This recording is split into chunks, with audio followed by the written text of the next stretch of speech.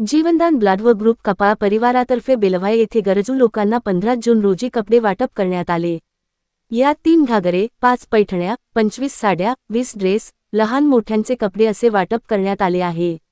यावेळी जीवनदान blood group व कपाळ परिवाराचे अध्यक्ष सतीश घनश्याम महाजन, वर्षा सतीश महाजन, पवन मुरलीधर भारंबे, जितेंद्र कोळी ग्रामपंचायत सदस्य, सामाजिक कार्यकर्ता सुधाकर नेहते व सहकारी मंडळी उपस्थित होते।